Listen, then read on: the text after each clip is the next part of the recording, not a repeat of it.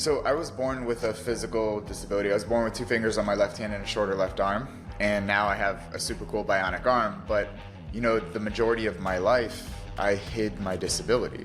What was the moment for you that you thought, oh, I'm going to stop hiding this and just be me? I remember when I was in middle school, I almost got arrested at Washington, D.C. because the security told me to take my hand out of my pocket, and I refused. So they took me to the back, and they ended up almost forcing my hand out of my pocket. That just fueled the fire for me. I was like, I'm gonna keep hiding, and I'm gonna hide so hard that I'm gonna hide in plain sight. I'm gonna make it my identity. Then I just became known as the guy who wears the glove.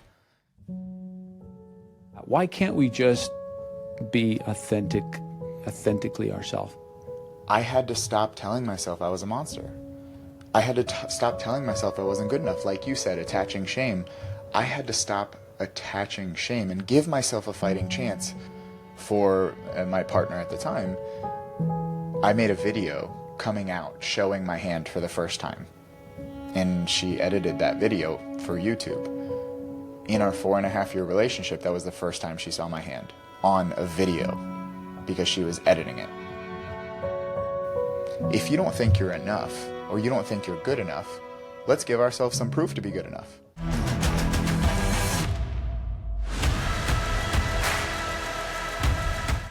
Why am I giving everyone else the privilege of controlling my happiness? Is this thought going to help you or hurt you?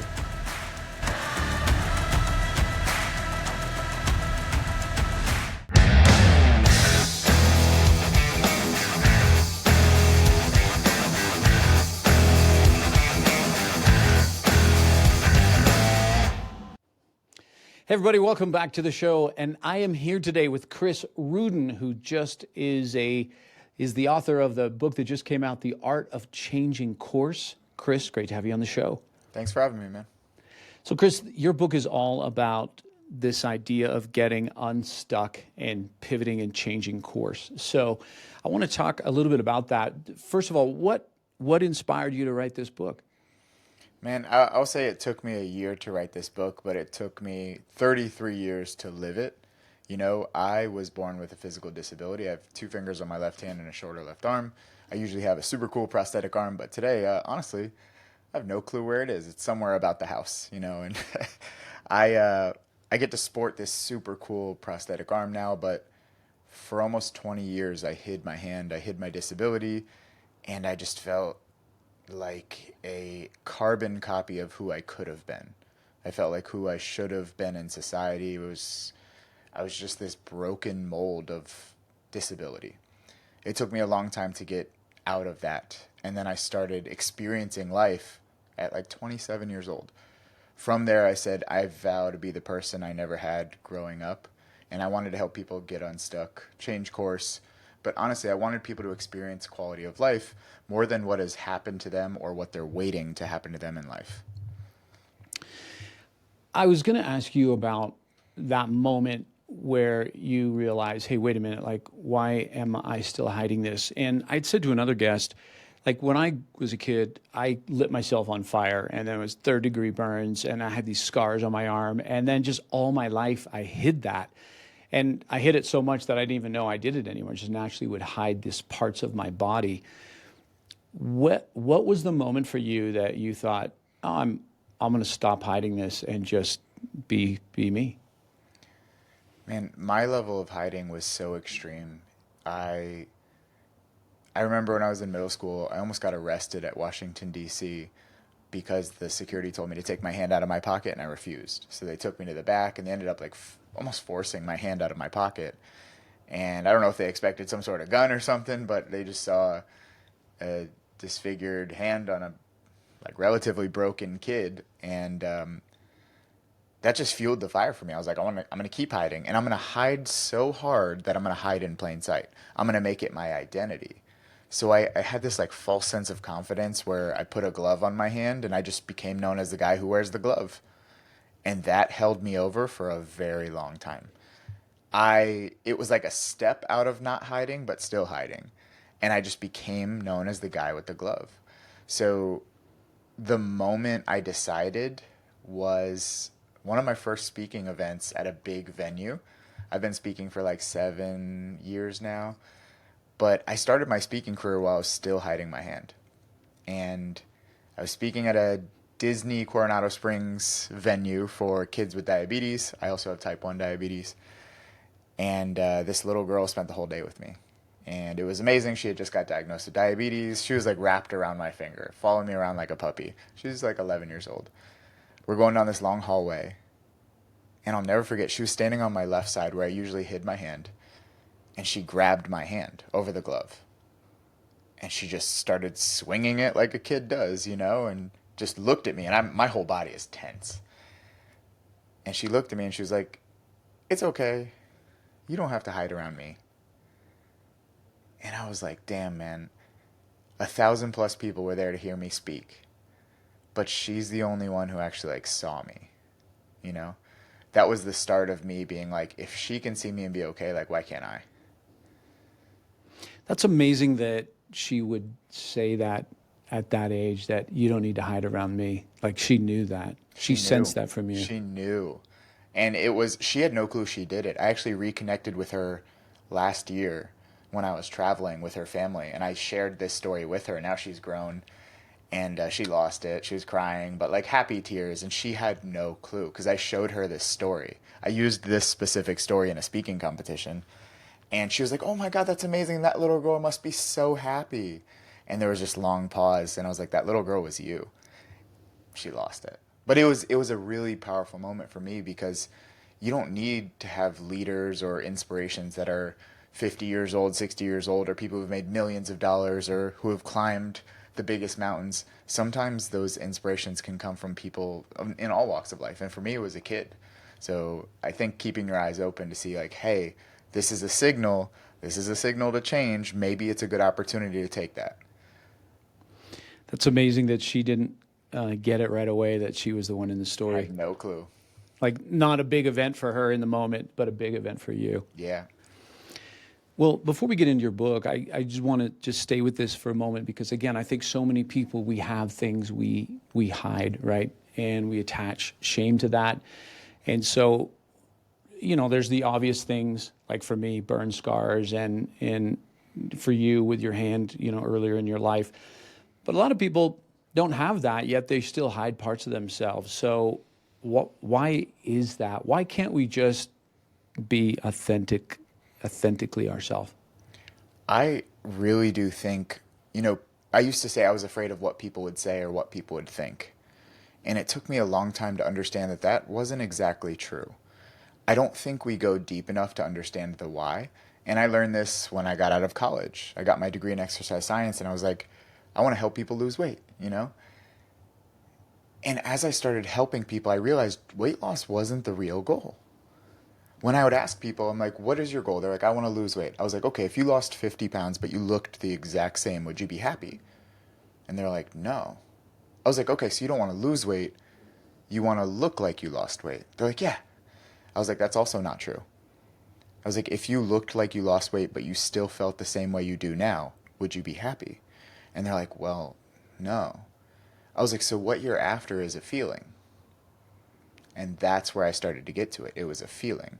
I used to think, oh, I don't want them to think about me a certain way. No, no, no. I didn't want the feeling that I would get from them thinking about me a certain way. I didn't want to think about myself a certain way. And for a long time, I felt like I wasn't in control of that or I had no responsibility in that. Now, it's not my fault whatsoever, but it is my responsibility. And I like to break up that word responsibility into two parts. Responsibility. I do have the ability to control my response, even if it's hard, even if I don't like it, even if it feels crappy at the time. I had to stop telling myself I was a monster. I had to stop telling myself I wasn't good enough. Like you said, attaching shame. I had to stop attaching shame and give myself a fighting chance to at least be neutral. I'm not a positivity hippie. If the burning building is on fire, I'm going to get the hell out. I'm not going to chant positive affirmations. Yeah. But at a certain point, you got to stop adding gas to the fire. And for me, giving myself that option to be like, hey, what happens if, being a little bit more curious, what happens if I'm not a monster? What if what other people think about me, one, is not my business, and it's not my responsibility? And what if I could learn to like and love myself for who I am and not what I have or what I don't have? That curiosity sparked attempts, which sparked confidence, charisma, and a new lease on life, honestly.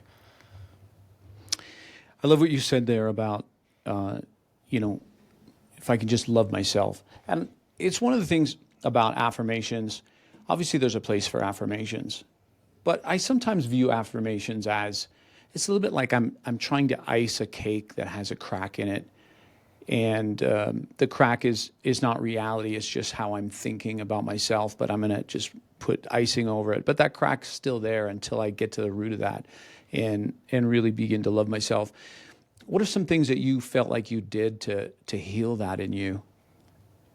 I had to jump in the deep end. There was no amount, and I tried every form of dipping my toe in the water. I tried to, like, maybe, I went to therapy and that really helped me mentally work through processes. I did all of the prep work. I read the books. I tried the stuff. I did every prep work possible, but nothing started to change until I started to do the work. Until I took the action instead of prepared for the action, nothing started to change.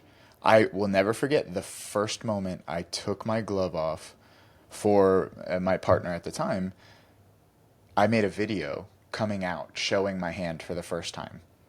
And she edited that video for YouTube. In our 4.5 year relationship, that was the first time she saw my hand on a video because she was editing it. I posted that video on YouTube as a action item to do, and I woke up to millions of views on that video. I did not expect that, but it was a very pleasant jump in the deep end moment because now it was like no going back. I committed to this version of life that I wanted my entire life, but I never actually worked for until that moment. And I'm so thankful for that slightly uncomfortable push into the deep end, you know? Is that video still online? It's still online. It's still available. You can watch both that video when I first took my glove off and when I first got my prosthetic arm, which between those two videos, I got upwards of 6 or 7 million views. I'll make sure that we post that in the show notes. We'll let you know about that at the end of the show. You know, you are further ahead than I was. So I told you about having these burn scars and always hiding them. Well, I remember one time I went, and this is not that long ago, maybe 6, 7 years ago. I was at a yoga class. I was trying to learn yoga, and you're holding these poses, and when I'm holding some warrior pose or whatever, it's the whole underside of my arm has these scars on them. And so I'm always, it's always conscious of that. But they had a substitute teacher come in, and she was like adjusting everyone's position. And she came and she grabbed my arm and grabbed my scar. And immediately I thought, oh, this is probably uncomfortable for her. Like I felt uncomfortable, sort of like you with the young girl. But then I also asked myself the question, like, hey, you're in like your 40s at this point. Like how long are you gonna think about this? And I didn't sort of have a coming out moment. I thought, I wonder if I could tattoo over this. And so I went to a tattoo artist, and they ended up tattooing a mountain range over it. So I've got this really cool kind of 3-dimensional tattoo. So that was kind of like my half step anyways of getting comfortable with it. That's really cool.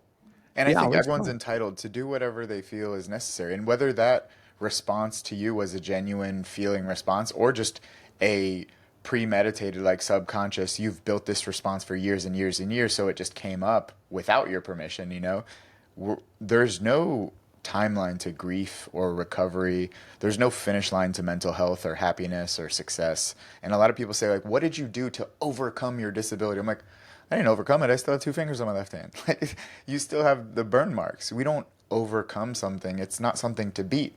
It's something to manage and to live with, not for.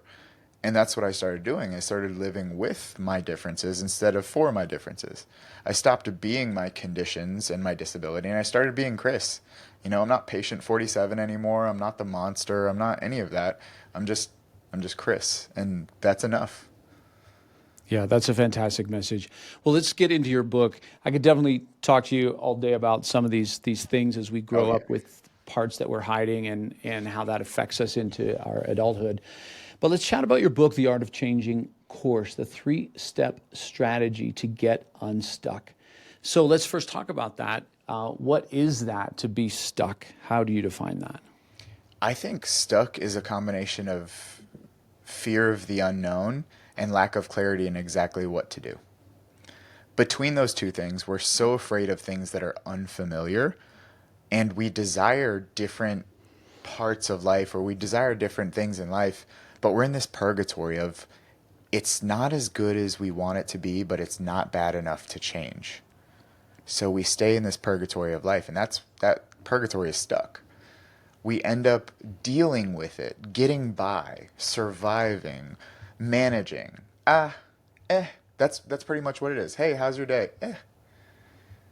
If it's one day, that's fine. But if the last 3 years have been you got to ask yourself, like, is this what you truly wanted?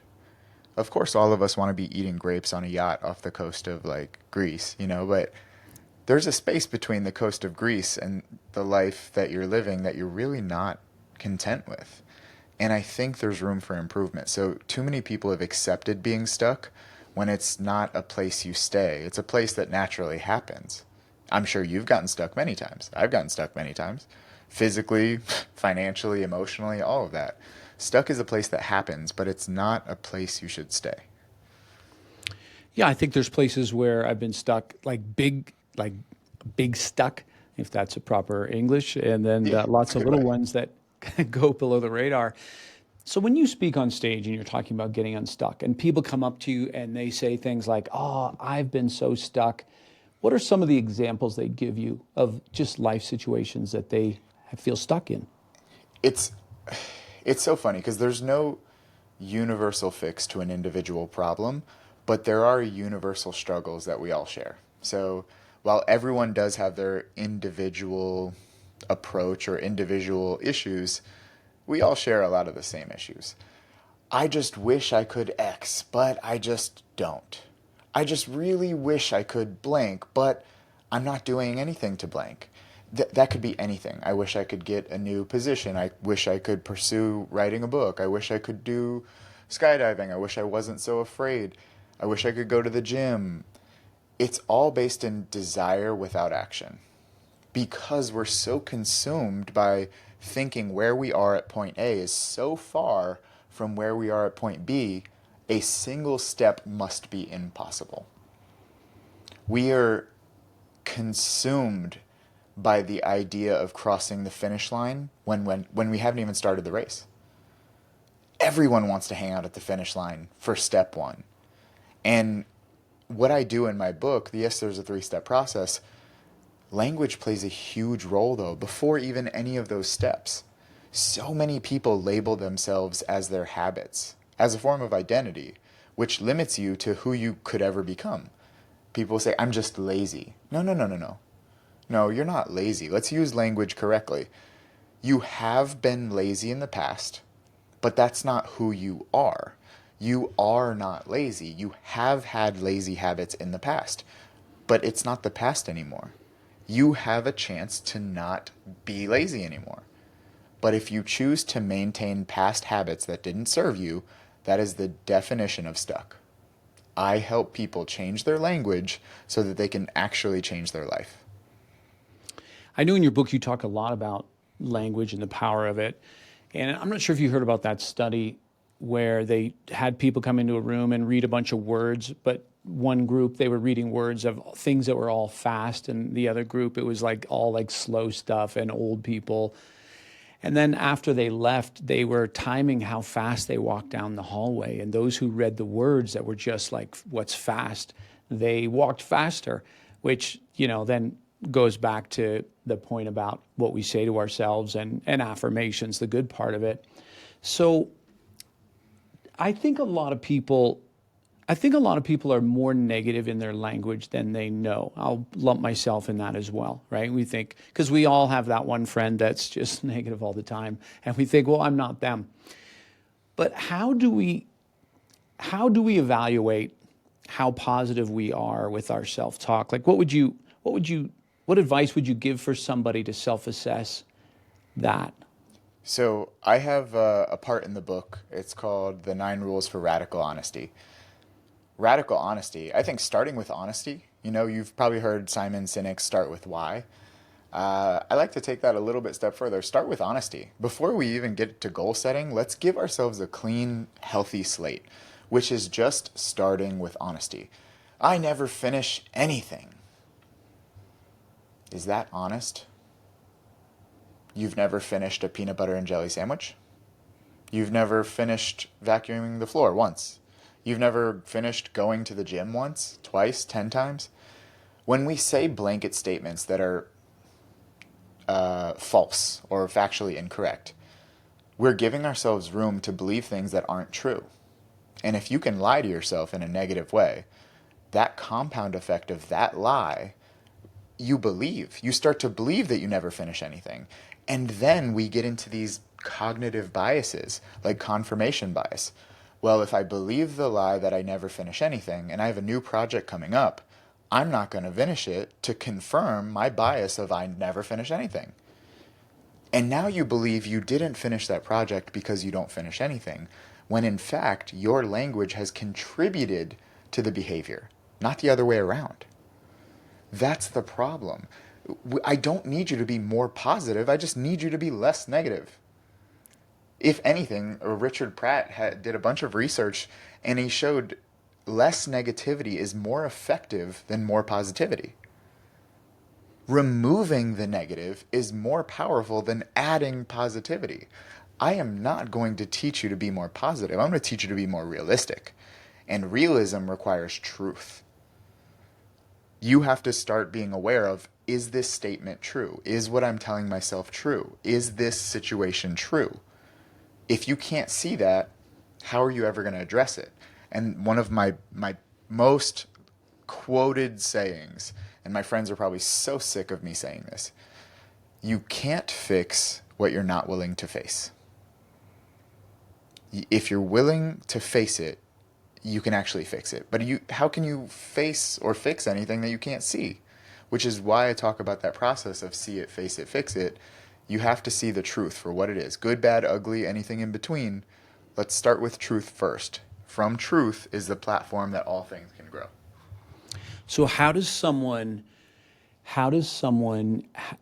get the courage to be able to face the truth without it destroying them? Because maybe they've been avoiding it for years. Well, truth can't destroy anything. What destroys things is the story we tell ourselves about the truth. So let's start with honesty, and storytelling is not honesty, because I can say I am speaking on a podcast that is taking my time away for the rest of this day, and now I'm not going to be able to do any of my other stuff, and this is probably terrible, and it's probably not even going to do it. That's storytelling, because if I'm just speaking with honesty and truth, I am currently speaking at a camera. That's it.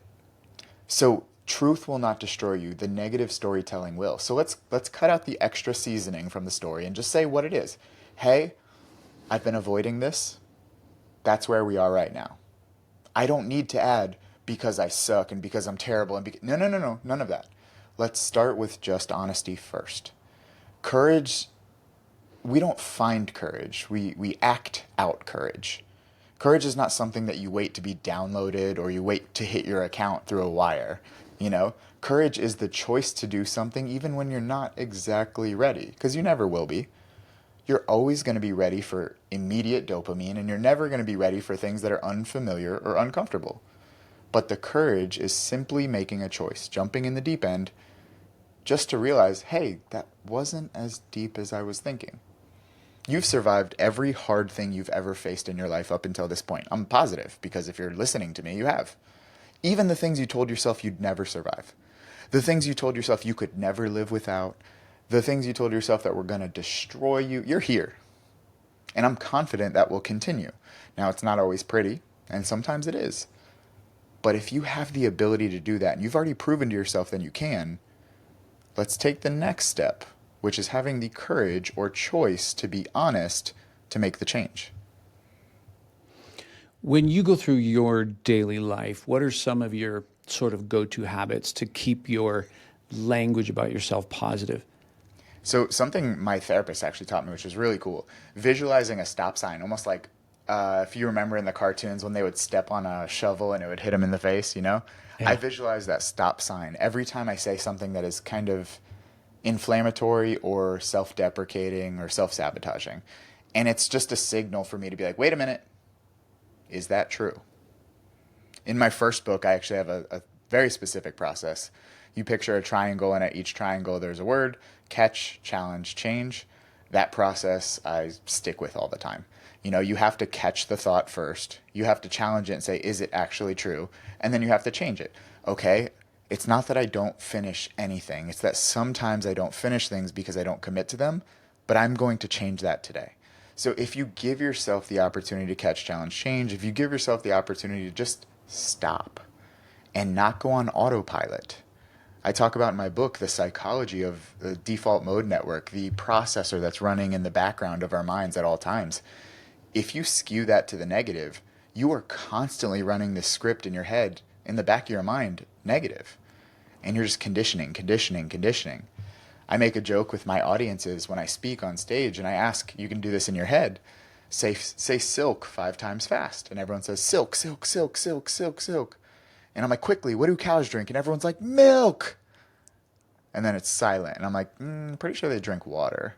And everyone laughs. You know, everyone's like pissing themselves laughing. There's always the one guy who's like, I said water, you know?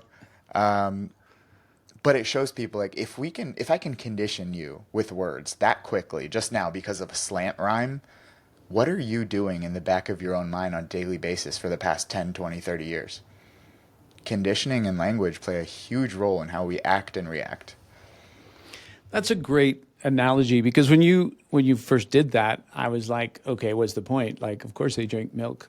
Yeah, exactly. It's obvious. It's so obvious. There's always at least one person who's like, "Well, technically, when the baby is coming and they drink milk," and I'm like, "Listen, stop. I Yeah, can you're already tell missing. you are a lot of fun at parties." But it's it really goes to show like it's so obvious. It's obvious that the language we're using doesn't affect us until we examine it and we're like, "Oh wow, it's not as obvious as I thought."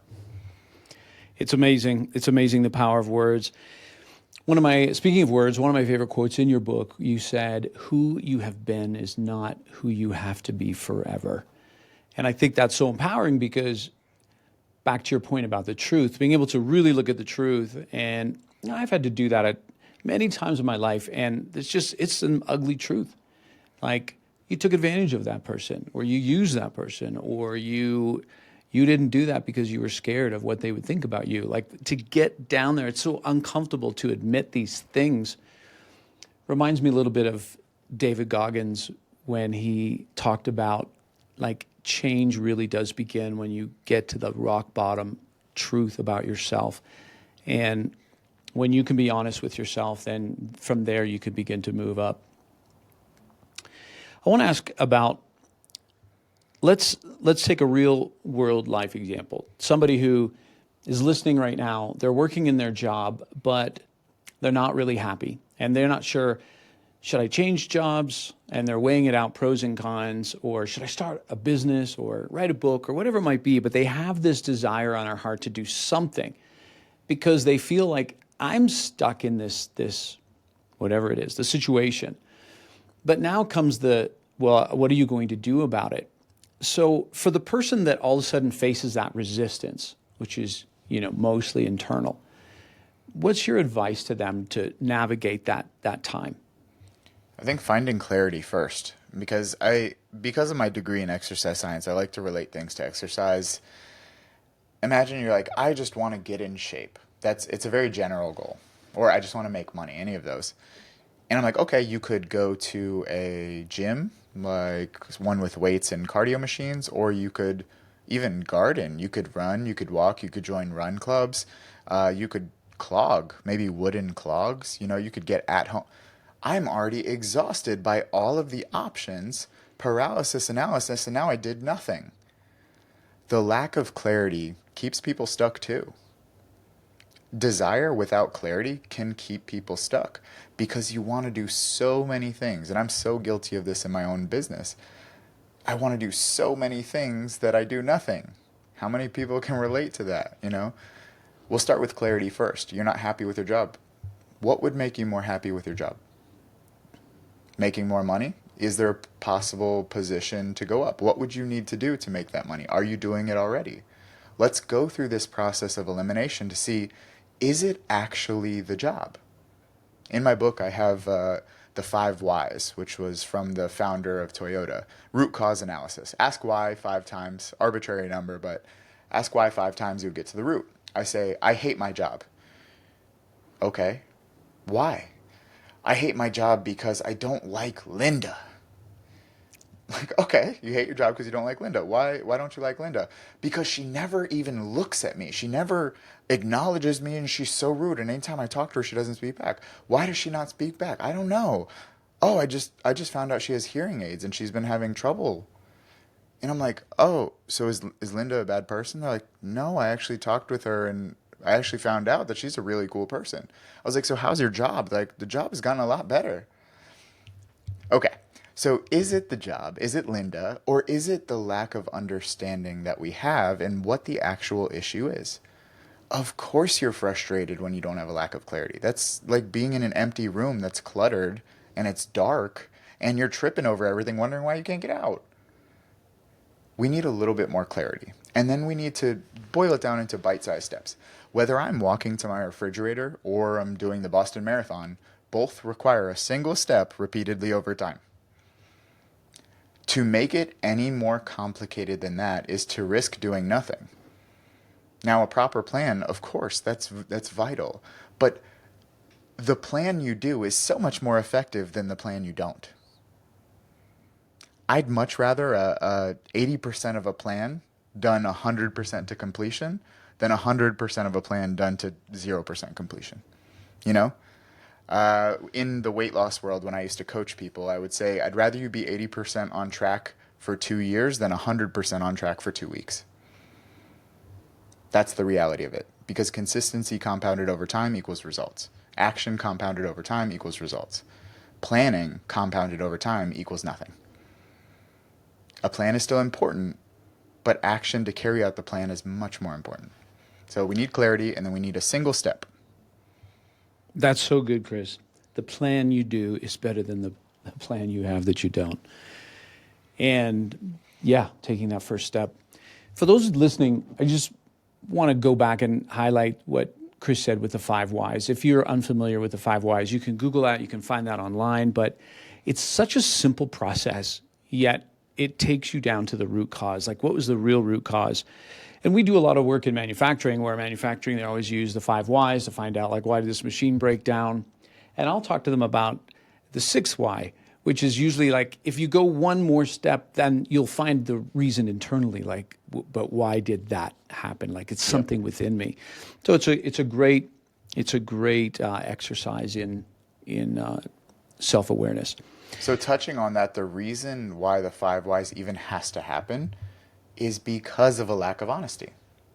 It's because of a lack of radical honesty. We pick the superficial problem to not complain about, but to point out. I hate my job. Like, okay, we weren't honest in the first place, which is why we have to dig for the truth. That's what the 5 whys is. Root cause analysis is digging for the truth. The truth really does solve a lot of problems, but it also positions you to change. I would almost argue that how can you make genuine, effective, and sustainable change without the truth? And I know I tried to bypass the truth for a long time, and I tried to build a life on hiding. And I did build a life on hiding, but that foundation was not secure, and it crumbled. And it happens to everyone. So don't think you are the exception.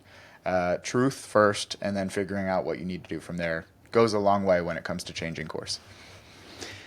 Chris, what do you say to someone who, let's say they're going through 5 whys, but they just keep taking it down, and maybe they get to their 9th why, and their 9th why is because I believe I'm not enough, or because I believe I'm broken, right? They get to that level of limiting belief.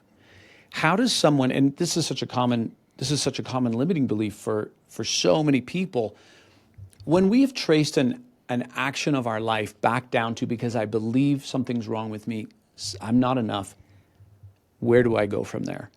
Congratulations, you've gotten to the real issue. And that's the best position for me to be in with someone personally or professionally with an organization. This is an uncomfortable thing I'm about to say. Feelings are not facts. This is not to gaslight or invalidate a feeling, because feelings are all valid, but they are not facts. You do feel that you are not enough. You feel that. You genuinely feel that. But it doesn't mean it is true. Feelings are not facts. We can dig as to why you might feel that. Maybe it's from childhood. Maybe it's because you might have let yourself down a few times and you're assuming that it's always going to happen. You're assuming that the past that you didn't like is going to be your future. And of course, I would feel terrible about that too. I did for a long time.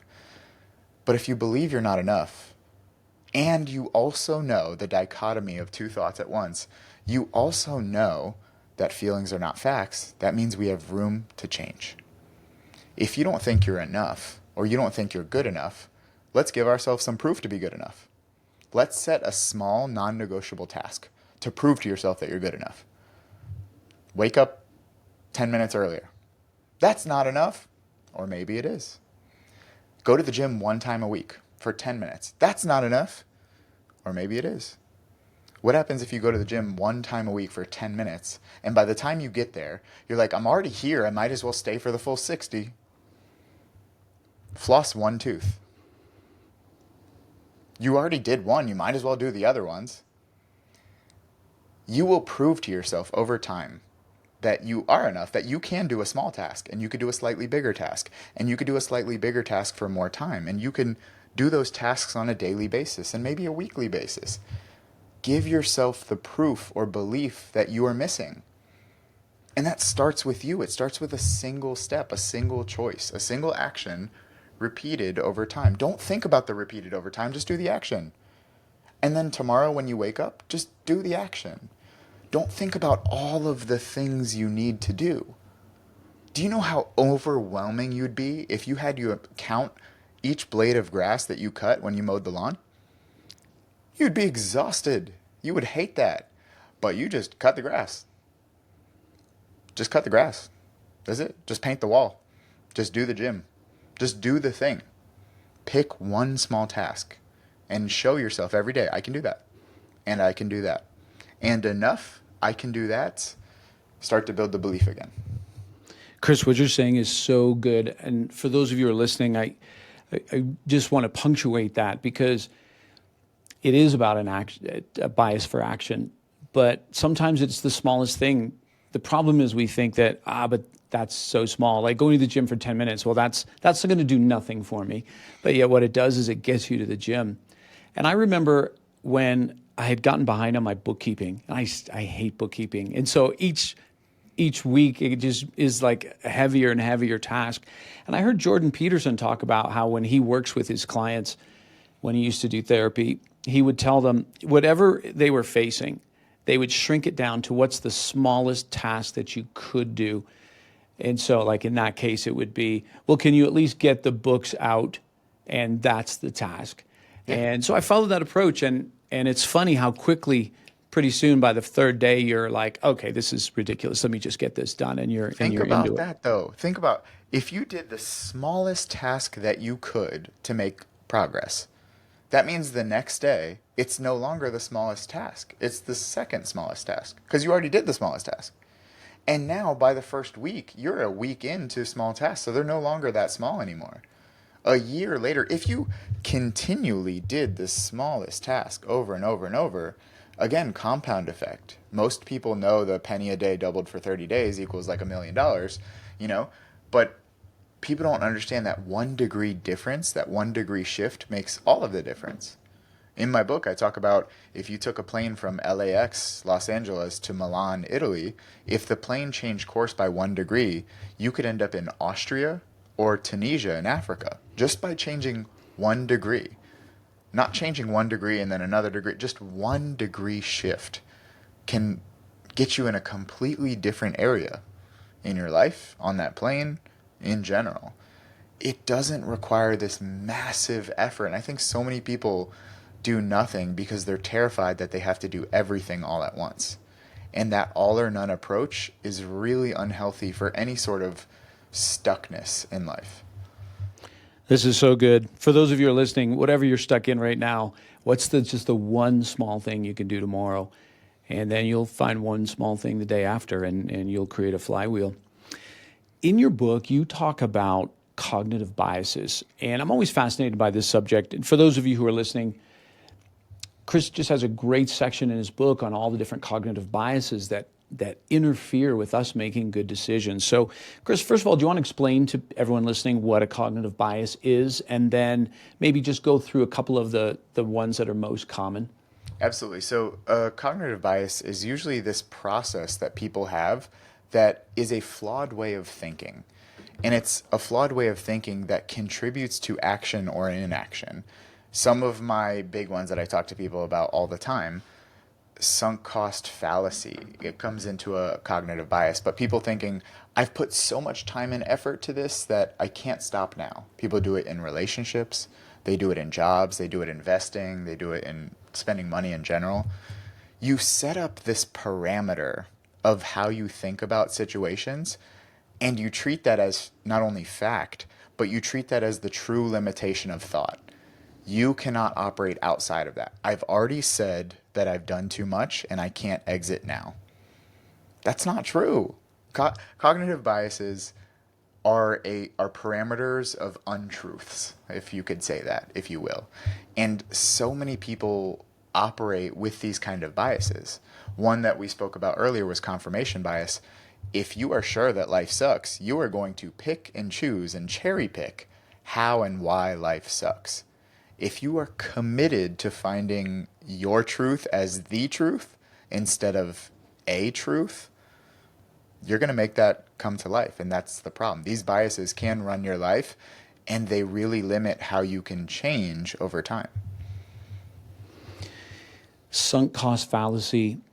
I've been guilty of that so many times where Me I'm too. pushing a project, a course, or a business.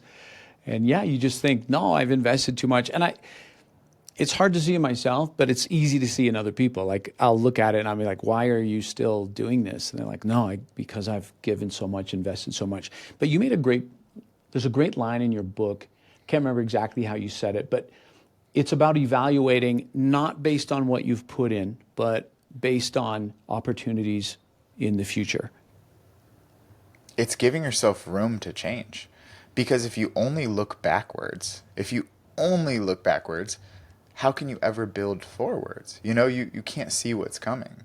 And there's so many of these biases that I wrote this book for me 5 years ago, 7 years ago. I needed to read this book 5 to 7 years ago. A negativity bias is another one that comes to the top of my mind, where you're just confirming everything's gonna go bad. You're so consumed with everything always turns out bad, you look for it. And sometimes even worse, you create it.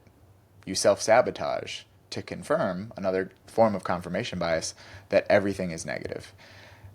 You just have to be careful in thinking in absolutes, which is why in my book, from that bias section, I do talk about going from certainty to curiosity.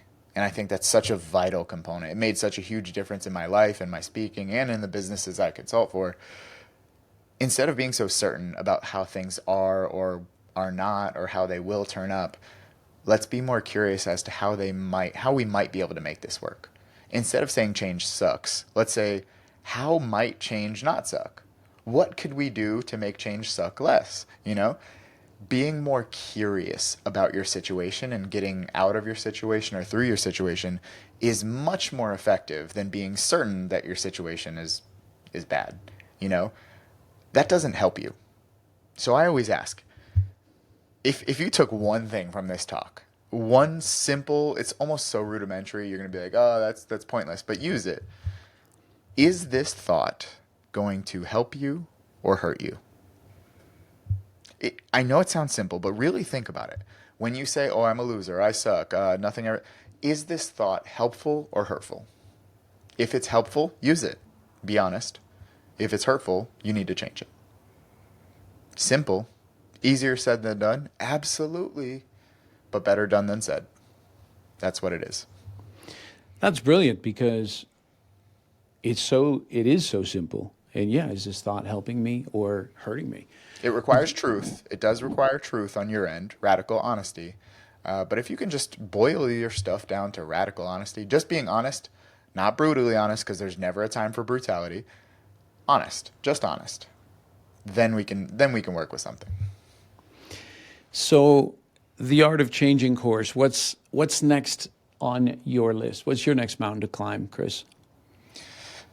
I think it's not about seeking other mountains, but it's about enjoying the mountain I'm on right now. I, for so long, was so obsessed with climbing other mountains in this little example we're saying that I couldn't enjoy where I'm at. And this past year in my speaking business, in my life, I've been able to enjoy more being present without fantasizing about where I'm not. Mark Manson, he said, the desire to be happy is a negative experience. The simple desire of what you don't have, like just genuine desire or yearning for it, is an actual negative experience because you don't have it. What happens if you appreciated where you are and what you have in the pursuit of more? But so many of us don't have both. So many of us don't have the appreciation for now in the pursuit of more. We either want more or we wait to appreciate what we have now and we're complacent. So I'm trying to find that space. I love what I'm doing speaking. I'll do that for the rest of my life. I'm working with some other speakers on helping them build parts of their speaking business. Definitely more books to come, just sharing ideas and philosophies. But honestly, I'm doing everything I want to do. I just want to do more of it and continue doing it. How did you how did you make that shift to just go, I'm just going to enjoy the moment? Because I'm guilty of that. I'm guilty of It's like, hard, man. It's hard. next thing, here's where, okay, podcast, we got to grow the It's show, hard. like, got to get that going. How did It's you do that? there. We have to stop avoiding stillness, and you have to stop avoiding why. Asking yourself genuinely why. Do you is your life really that bad that you can't enjoy the now?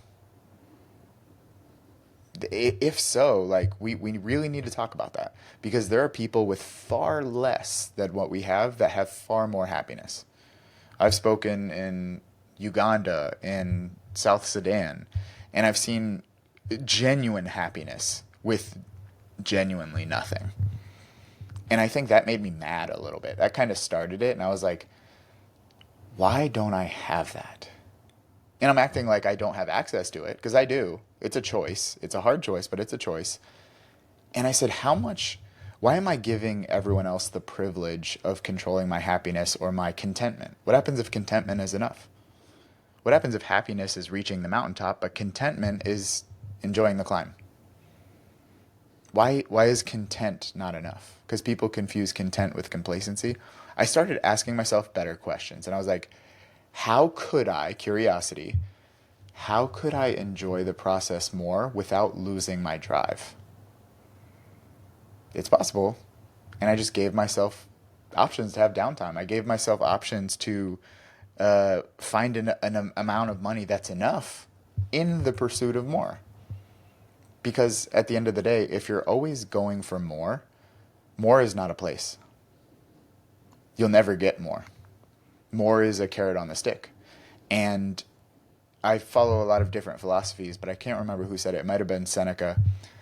Enough is never enough for the man who already doesn't have enough. That one hit me. Can you repeat that again? Enough is never enough for the man who already doesn't have enough. That's deep. It's deep, and it's really rough, man, because that kind of quote made me slow down a little bit more. And I was like, what do I really appreciate? Spending time with my fiance, setting up the life that I want.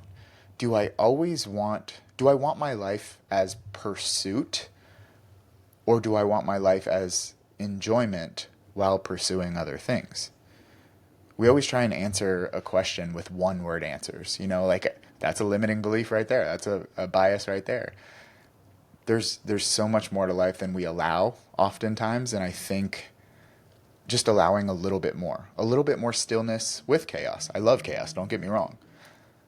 But stillness is a newfound skill of mine over the last 2 years, and I just so happen to do much better in the last 2 years financially when I chose to be more still too. I love what you're saying. I need to hear it for sure. We all do, man.